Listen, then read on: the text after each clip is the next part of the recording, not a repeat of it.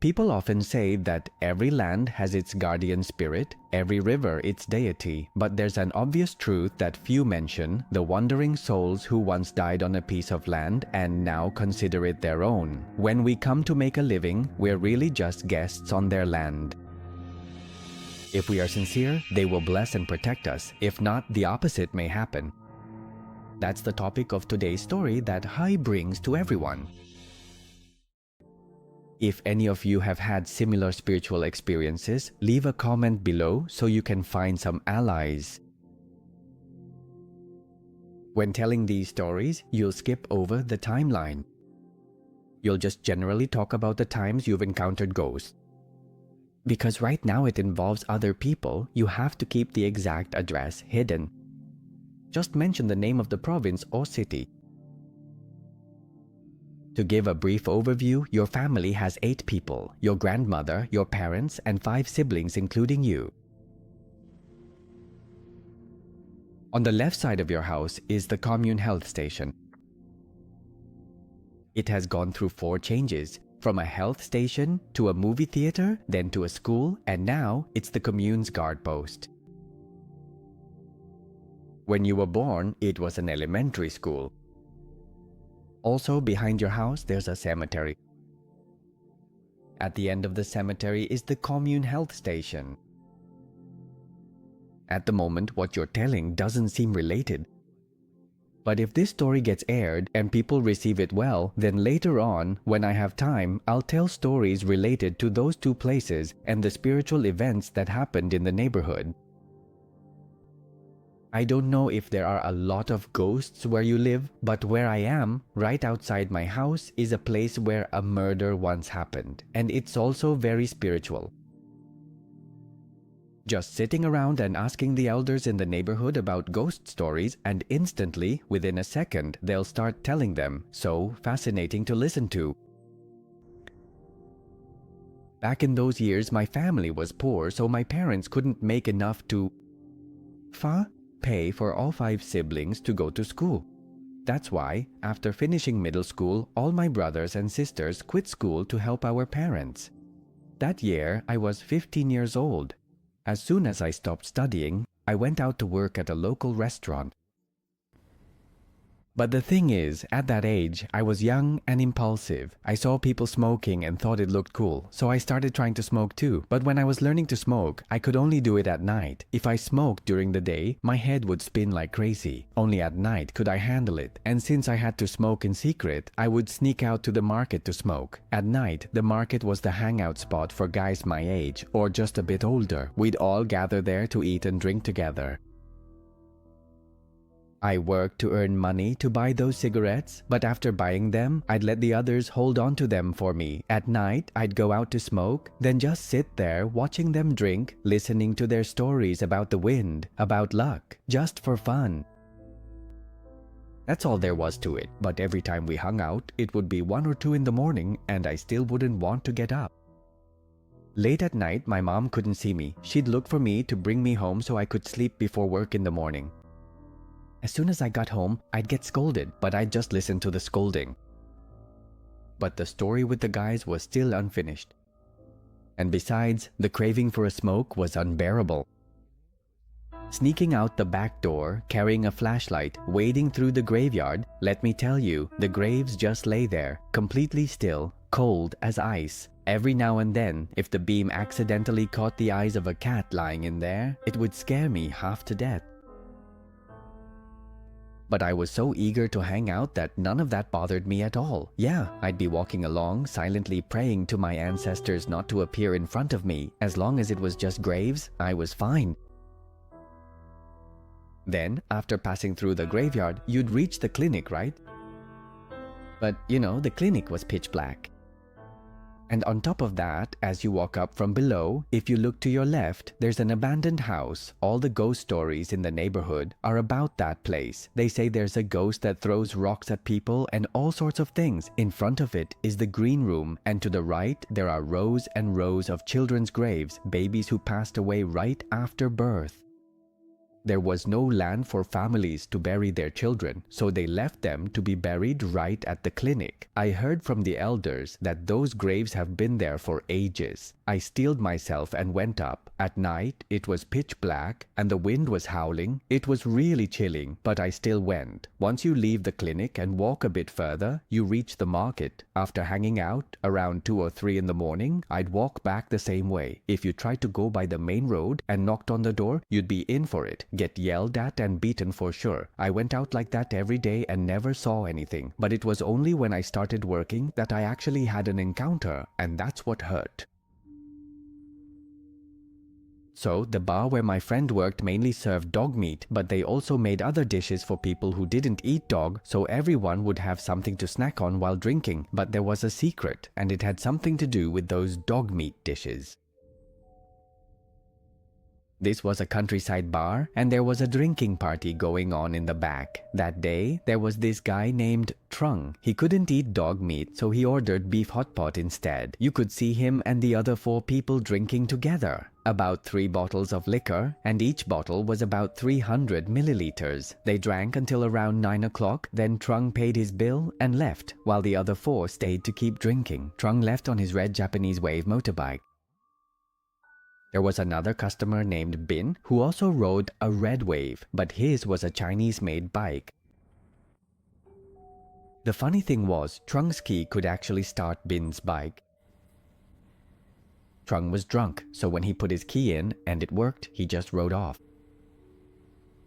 A little while later, Bin came out and tried to start his bike, but his key wouldn't work. He ran back into the bar and called his friends out to take a look.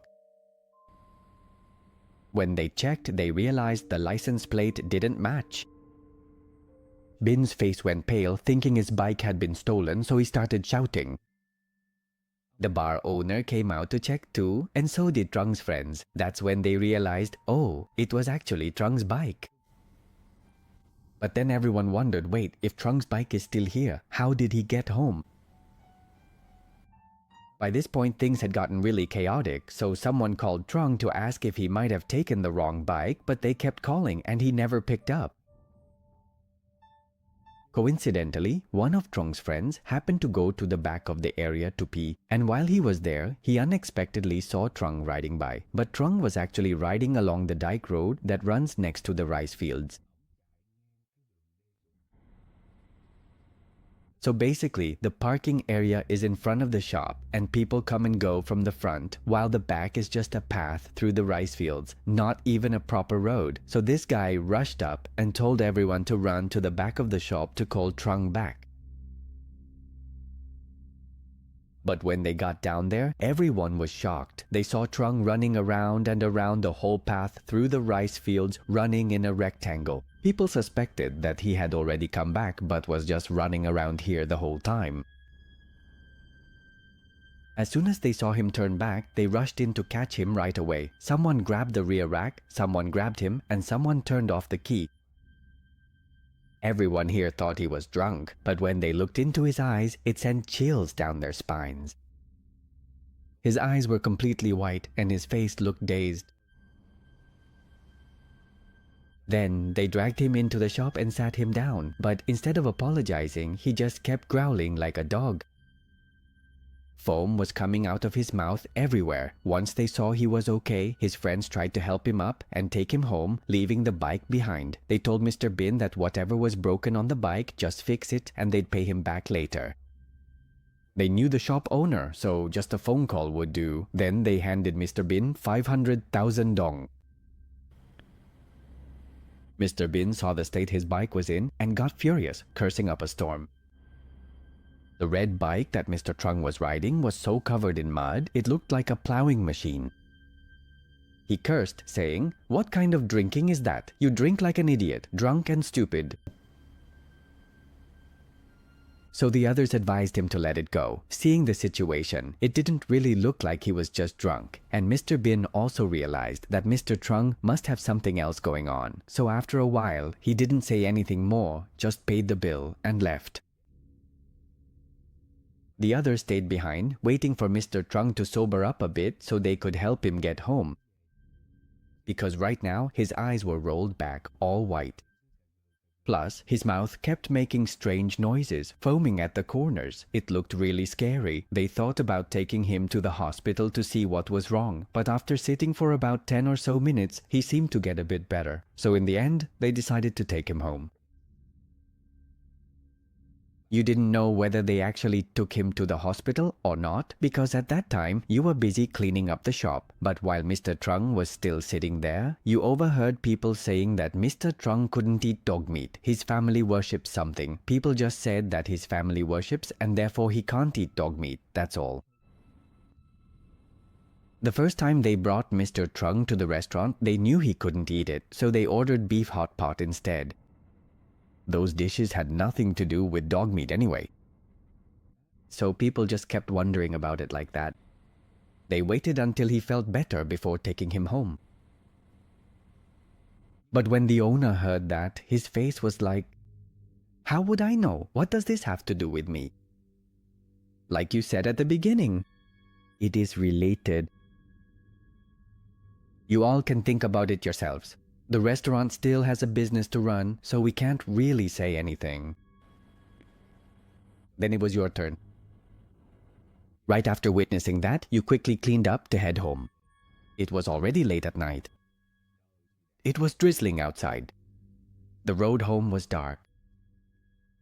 On the way back, you kept wondering in your mind, why is this Mr. Trung so much like my brother Bai? Because there was a time when Bai ate dog meat while drinking and his eyes turned just as white. He even crawled under the table to hide, just like a dog, and growled at people. As you were walking and thinking, you suddenly saw a snakehead fish lying on the road. Stop the story and focus on the fish right away. After grabbing at it 2 or 3 times, you finally caught it and put it right into the bicycle basket. You thought for a bit about calling your dad to grill it and eat it, but then the fish jumped out of the basket. You stopped the bike and jumped down to catch it again, but you said this fish was really strange. It was like it was provoking you. It didn't move at all, just waited for you to come catch it, and then it would suddenly wriggle out of your hands. It kept doing that. Otherwise, it would just lie still, but whenever you were about to catch it, it would wriggle away. At that time, you just thought it was normal. You didn't think too much about it. It's a fish. Of course it would wriggle when you try to catch it. But after 5 or 6 times of not being able to catch it, from the edge of the road, it slowly slithered down toward the field. And it was strange, like it was saying, "Here I am, follow me." Every time you got close, it would slip away. When it finally fell into the pond, it was still lying on a pile of mud. From the edge of the road down to the water's surface in the pond was almost 2 meters. The pond water was really shallow, and the mud came up almost to your knees. The fish was still lying there on the pile of mud.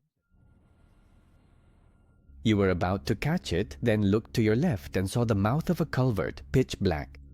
The water over there was black. You didn't know if it was deep or not, but it looked kind of eerie. When you looked back at the fish, it was gone. The mark in the mud where the fish had been was still there, but there were no signs of it wriggling or sliding away, so you poked your hand around in that spot. But you didn't find anything. While you were still fumbling around, you suddenly heard someone calling out like this, "Go home!" It was the voice of a very old man. Just hearing it made you jump and get goosebumps. You hurriedly climbed up. At that moment, from the slope up to the road and down to the edge of that place, it was all just mud everywhere. Your hands and feet were covered in mud. It was drizzling lightly. The grass was wet and everything around was pitch dark. The bushes were all thorny too. You only had a headlamp that gave off a small patch of light. At that moment, all I could think about was ghost fish, old ghost pulling the net. The more I thought about it, the more I tried to push myself up. Every time I managed to climb a bit, I would slip back down. It took 3 or 4 tries before I finally made it to the top of the bank, grabbed my bike, and sped straight home.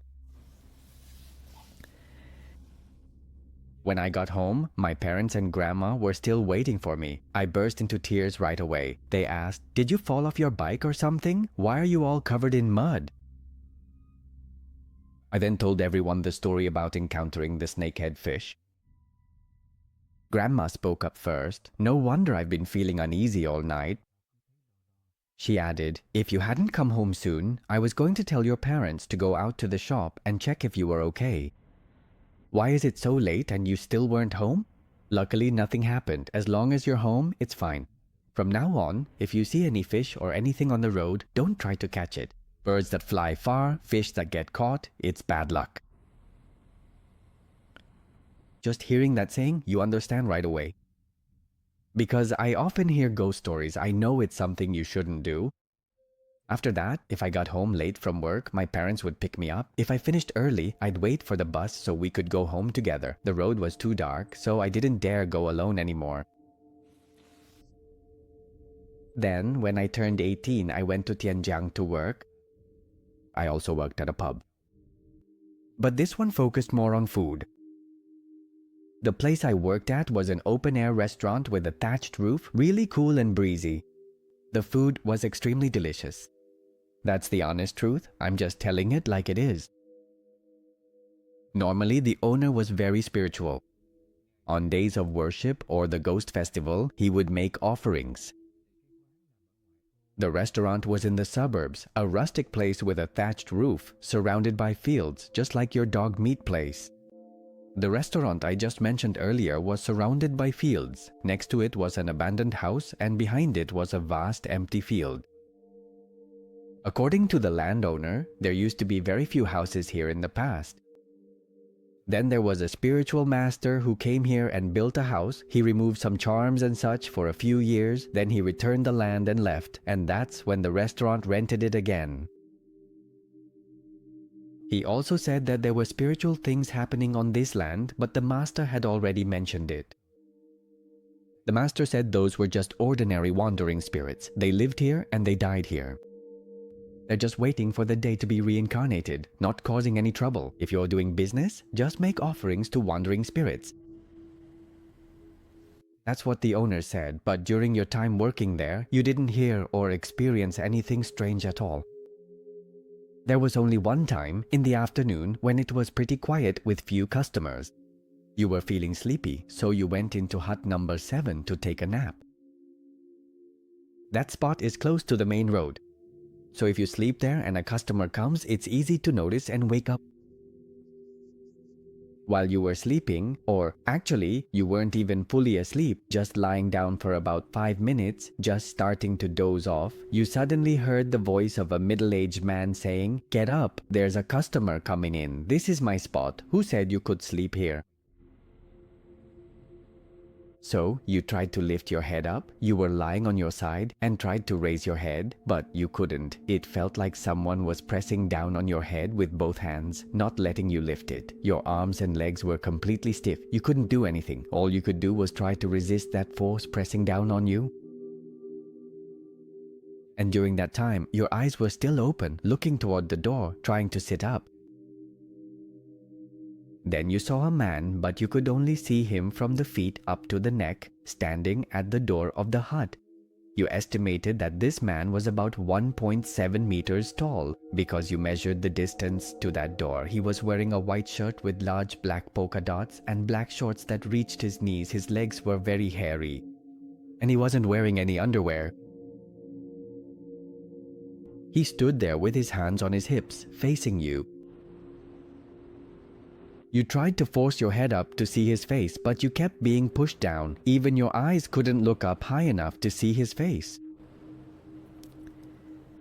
Then suddenly, you were able to get up and run, but when you looked toward the door, he was gone. At that moment, you didn't think he was a ghost. You just thought you had a bit of sleep paralysis. Then you walked out, went to the counter with the glasses and bowls, started sorting them into baskets to get ready to take them out. You turned around and asked the other people working at the restaurant, how many people went to the hut in the parking lot? There were a lot of customers coming into the restaurant, and some of them had this habit of picking a hut first and then heading straight to the restroom. After a while, once everything was set up, then they'd come back in. So you thought this time it was the same. You went in and asked everyone if that was the case. But everyone asked back, saying they hadn't seen anyone come into the restaurant. Did the owner call and make a reservation with you or something? You were surprised and said, "Where's the chubby guy wearing black shorts and a white polka dot shirt? He just walked into the hut and called me clearly a moment ago." Seeing everyone acting so normal, you left your stuff there and went out to the restroom to check, but you didn't see anyone either. Back inside the shop, you and the other guys looked at each other, everyone with a blank, confused face. You thought to yourself, could I really be that drunk? Then you checked your watch and realized that you'd been lying in the hut until you met the chubby guy. Please subscribe to the Gian Me Gone channel so you don't miss any exciting videos. By subscribing, you will always stay updated with our latest uploads and never miss out on the fun. Make sure to join our community and enjoy all the entertaining content we share with you. A few days after that trip, it was the day of the offering. After the boss finished the ritual, a few more days passed. That night, a few of us at the restaurant sat down to drink together. After having a bit of alcohol, you started telling the story like that. At that point, the boss started scolding you, but it was more like a sulky kind of scolding. "You've already seen that, so why did you tell me? Next time you see something, just keep quiet. Don't tell me, okay? It's so annoying. I've seen that man ever since I came here. Sometimes I even see him in my dreams. And the way he looks is exactly like what you described. Couldn't see his face either." Then he continued telling the story about when he had just moved here. That night he was sleeping in his room when that chubby man came in and said, "There are people living here, but the living don't disturb the spirits and the spirits don't disturb the living. If you care, offer them a little food and wine and they'll bless your business and help you do well. If not, that's fine too. Nothing will happen. They're just here until it's time for them to leave. But don't try to drive them away. They won't accept it. They're used to being here, and if you chase them off, they won't know where to go." After hearing that, the owner immediately started making offerings. Every month, he would make offerings several times, and everything went smoothly. My friend worked there for several years without any problems at all. Then, when he got a bit older, my friend went up to Bien Hoa to work as a server. At that time, when he first arrived, the area along the railway was very sparsely populated. The fancy shops you see now, back when he was working there, most of them were just stalls set up on empty lots or by fish ponds and such. The place where he worked, the staff would sleep upstairs. Up there, there was only a small window, about the size of 3 bricks put together. That night, while my friend was sleeping, he suddenly heard someone call out, "Tu, wake up, come with me." And the voice was really loud. He was startled awake, completely alert. But as soon as he was startled, he immediately replied, "Yeah, where are we going?" He turned around and saw that everyone else was still asleep. The lights were off. There was only light coming in from the small window on the left side of the room where she slept. My friend then saw someone sitting hunched over, facing him. That person was definitely a man. With the light shining in, all you could see was a figure sitting there. But his eyes were glowing red. You looked at him, he looked at you, and then you asked, "Where are you going?" "It's not even morning yet. Where are you going? Never mind, I'll just go back to sleep."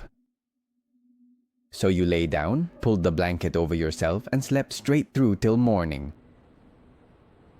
In the morning, you asked the other 3 guys, the ones you slept with in the same place, "Last night, did you guys ask me to go somewhere?" They all looked at you confused and said at the same time, "Are you crazy? Why would we call you to go anywhere in the middle of the night instead of sleeping?" You insisted, "I clearly heard someone say, 'Tu, wake up, let's go, come with me.' It was really loud." But they all said they didn't hear anything at all. But at that moment, Torn said he didn't hear anything. But he did see you suddenly sit up and say, "Hey, where are you going?" Then he saw you go back to sleep, so he didn't hear anything else. He thought you were sleepwalking. He was going to ask you what you saw that made you yell like that. Then you sat down and told the guys what you saw last night. The guys just told you it was all a dream. Then they reassured you that there was nothing to worry about. After a few months, you eventually decided to pack up all your belongings and leave, but even now, you're still upset and remember that moment very vividly as if it just happened. Now, you're still a bit scared. After hearing more stories, I realized that if someone calls you at night, you shouldn't answer. I don't know why I answered back then. Luckily, nothing happened, and I'm still here to tell the story. After that, you applied to work at the company to have a more stable job. Normally, you'd have Saturday afternoons off and spend Sundays at home relaxing. You went night fishing twice with your brother-in-law and everything was completely normal. But then, on the third time, you encountered something that you described as a special edition experience. The place where you went fishing was your uncle's house, who is your brother-in-law's uncle. This uncle worked as a pig caretaker for hire and also watched over the forest and land for other people. People built a house there for your uncle to live in. Now, you don't remember the exact address, you only remember it's near the area with the oil pump and pipes. But to get to your uncle's house, you have to go through an alley by a company, then go straight into a forest. You don't even know the name of the trees, but the whole forest is just full of those trees. It's raining really hard right now, so it's a bit noisy. Please bear with me. From the edge of the forest, you have to wind your way along a dirt path to reach the area where your uncle lives. I heard it's somewhere in the middle of the forest or something. There, he not only raises pigs, but also has a few fish ponds. When you go fishing there at night, you have to bring a flashlight to light the way as you head to the pond. Once everything is ready, you turn off the light and just use the moonlight to fish. I asked my brother and he said you have to fish quietly, but I have to admit, the feeling of blending in with nature is really amazing. You said that during the dry season, the water is shallow too. From the edge of the land down to the water's surface is about a meter or so, almost 2 meters. So whoever is fishing climbs down there to fish, and those who aren't fishing hold the flashlight and stand on the bank to help unhook the fish. When someone catches a fish, they toss it up to the person on the bank to unhook it, because if you try to do it down there, it's easy for the fish to get away. At first, I sat together with everyone else down near the water's edge, but the fish kept biting non-stop, so I kept climbing up and down and got really tired. On top of that, the tree roots stick out all along the steep bank, and every time you brush against them, it really hurts, so I got pretty fed up. We fished for about an hour or so, and then at the spot where the guys were, the fish stopped biting. Your friend's brother-in-law then decided to go over to the left side near the electric pole to fish. So you just sat on the bank, gazing at the moon and the water, waiting for the fish to bite and just chilling. Then you saw your friend's brother walking over to that side up there. You called out to him saying, "Hey man, if you cast over there and have to wade across to catch the fish, you must be crazy." He said he would lure the fish into the bushes, then go to the end and catch them all at once. So basically, the pond was huge, but the area above was really open. It was easy to observe everything, only in the distance was there a forest. Then, when he walked over to that lamppost, you watched him go. Mainly, you were watching to see where he would sit. Your eyes then glanced up at the power pole, which was on the shore. From inside the power pole, a girl stepped out. You couldn't tell her exact height, but you could see her very clearly. Even though it was night, the moon and the reflection on the water made it quite bright. You couldn't see each other's faces clearly, but if you got closer, you would be able to. Back to the story about the girl. That girl walked out from inside the power pole. She was wearing a dress. She just kept looking straight ahead and walked slowly, very gently. Her hair was flowing behind her, just like someone stepping out of an oil painting. You definitely couldn't see her face, but everything from her hair to her dress was white. But it looked really artistic, very graceful, not creepy or anything like that. She slowly walked toward a small bush, and when she got there, she gradually faded away, then completely disappeared. From the distance between the electric pole to the bush, it's more than half the width of the pond. The pond is really big. If you follow with your eyes, it takes over 2 minutes. Then you just sit there looking at the bush, and you even say, "Whose daughter is out here playing hide and seek at midnight? Why crawl into the bush? I wonder if she'll come back out." The guy sitting below fishing asks you, "What are you talking about?" You stay silent and don't answer, just keep staring at the bush for a while. Then it suddenly hits you. Damn, you've seen a ghost again. From the bank, you slide all the way down to where the guys are fishing. I say slide, but honestly, you were so scared you slipped and fell down there. It wasn't intentional at all. You just got hit with a full combo, seeing a ghost, getting scratched by tree roots, and then banging your head on the tree stump right next to where the other guy was fishing. He asked you, "What are you doing?" At that moment, you were totally alert. You told them it was nothing. You said the fire ants up there were biting too much. You didn't dare say you saw a ghost. Just let them keep fishing, because these guys are scared of ghosts too, but they really like night fishing. You sat there for a while, but in your heart you were just chanting Buddha's name. Then fish started biting. They started pulling the fish up onto the shore. Your whole body was sore, but you still tried to climb up and grab the fish to put them in. But the weird thing was, for some reason, you kept looking over at that bush. After a little while, one of the guys who was patiently waiting finally caught a tilapia. By accident, he threw it right into the bush. This bush was a different one, not the same bush that the woman went into earlier. But it was also on someone else's land. Over there, the trees and plants were really overgrown. I was feeling around for the fish, chanting Buddha's name, praying that no one would jump out and scare me. Luckily, I managed to spot the fish, but then I suddenly heard someone call out, "Hey!" It was a man's voice, and honestly, I couldn't take it anymore. I just dropped the basket and ran. So you ended up doubling your pain, slipping right down to where that guy was earlier. This time he asked again, "Did you see a ghost?" That's twice now. But you still stuck to your story, saying it was just ants biting you. You didn't tell him anything.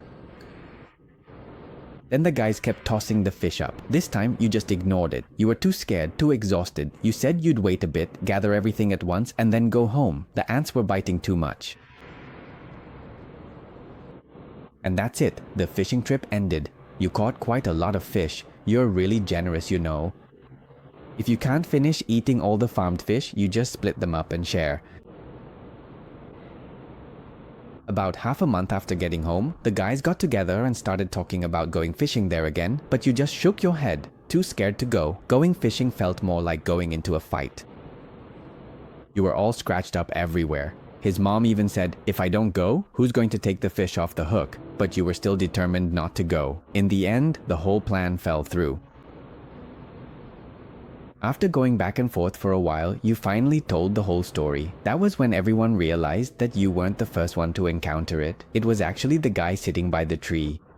The guy who asked you, "Did you see a ghost?" He was actually the first one. He said that when they got to the uncle's house and finished getting ready, they needed to go out to the pond to fish. He was eager and wanted to claim the best spot first, so he went ahead. That's why he volunteered to lead the way with the flashlight, shining it along the path.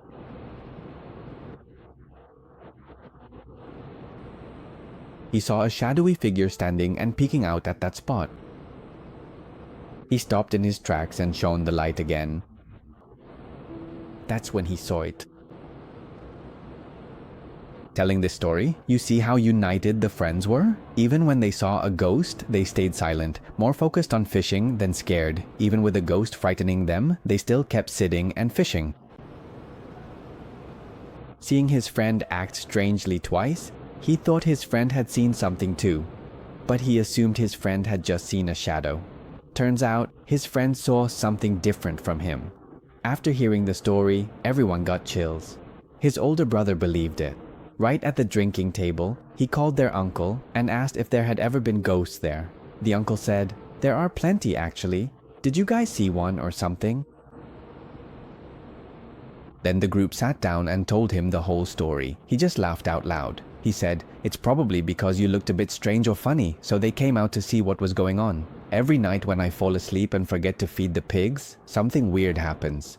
Someone comes and knocks on the door, yelling for me to get up and feed the pigs because they're making a racket. But when I open the door, there's no one there. And every time I forget, someone comes to knock. Besides me, there's no one else living out here in the forest, so it can't be a person knocking. Sometimes it even gets to the point where they come in to ask for food. That happened when I first started working here. The thing about knocking on the door to feed the pigs hadn't happened yet, because when I first started the job, I was very diligent. But every night something would come in and ask, 'Where are you from? What are you doing here?'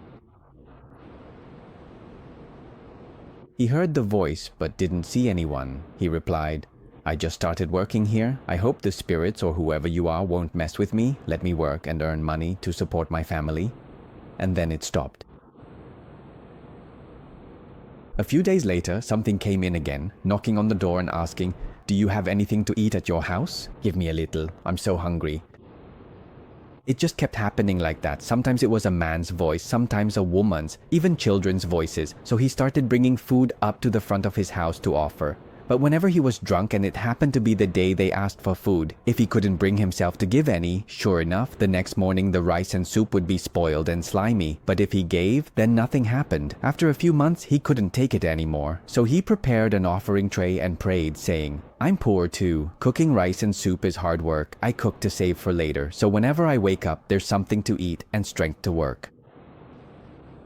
The market is far away, and if I go to the market, there's no one at home to watch the pigs and the fish. So now I ask you all, from now on the 2nd and 16th of the lunar month, I'll prepare an offering tray, and you can come enjoy the offerings and bless me in return." Ever since I started making offerings like that, whenever the pigs are hungry, they come and bang on the door to wake me up and remind me. Or on days when a pig dies or gets sick, they also knock on the door to let me know. Then there was one time, 2 thieves came to steal fish, but they got scared and ran straight into his house shouting for help. When I went out, I saw fishing rods and equipment scattered everywhere, so I knew they were stealing fish. Then they got frightened off. He asked the 2 of them to tell what happened, so they said they were fishing. Then they both heard the voice of an old man standing behind them saying, "There are no fish here, the fish were just released. If you want fish, go over to that other pond, there are plenty there." He pointed over to the bushes, so the 2 of them turned around to thank him. But then they saw his eyes were glowing red. Just one look, and they knew right away he wasn't human. It was really creepy. And as soon as they saw that, the 2 of them ran for their lives toward the direction where there was light, desperately seeking help. The uncle laughed and said, "How funny! You sneak into fish and then run to the pond owner for help. I have nothing more to say to you guys." But he still helped the 2 of them gather their things and told them not to do it again next time. They also burned incense and prayed to give thanks. And that was the end of it. After telling the story, the uncle also said, "Just yesterday, someone knocked on the door and said the mother pig bit and killed several piglets." He went out to check and saw that it was true. But after hearing him tell that story, if anyone wanted to visit him, they would only go during the day. As soon as the sun set, everyone would leave. No one dared to stay overnight like before anymore. You said these are just some of the basic things, just the stories that you personally experienced. But as for ghost stories, there are a lot. If there's a chance, you'll share more ghost stories from your neighborhood for everyone to hear. That is the entire content that Tu has sent to the channel. You also mentioned that since this is your first time writing like this, sometimes your storytelling might feel a bit rushed or hurried. Hope everyone can understand and sympathize. Because you just tell it exactly as you experienced it. Nothing more, nothing less. You don't really know anything about fancy writing or literature. Thank you too. Wishing everyone a good night.